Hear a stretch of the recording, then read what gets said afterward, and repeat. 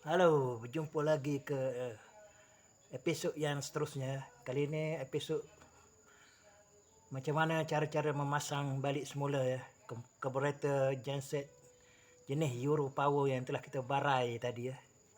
Itu 1300 volt ya, sama dengan 300 voltan kata silap.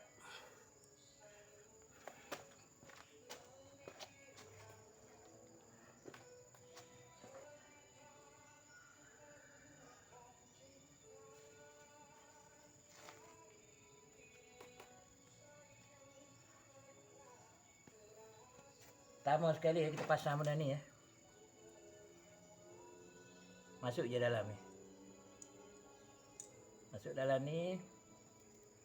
Kemudian jangan putar kuat-kuat sangat ya, loose.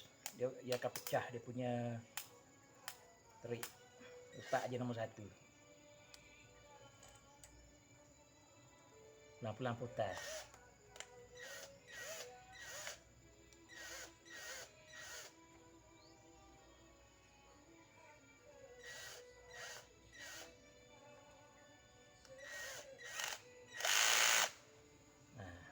Ya, nampak tu. Lepas tu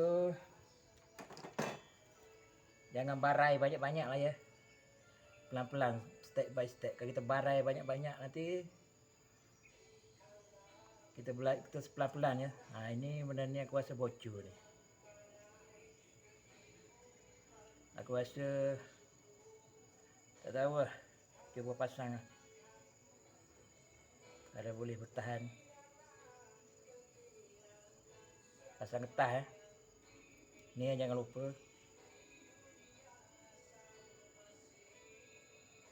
Masuk dalam pin ya. Dia ada satu lubang ni. Pelampung ni ada satu lubang.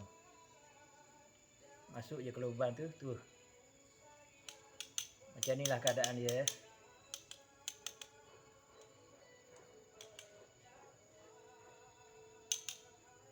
Yang aku tak puas hati ni lah. Tahu dah, kadang-kadang dia punya spare part ni payah ni. Yang senang Honda je. Honda senang lah spare part ni.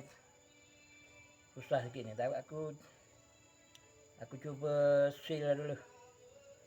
Pakai tu. Pakai apa nama ni, gam gasket tu.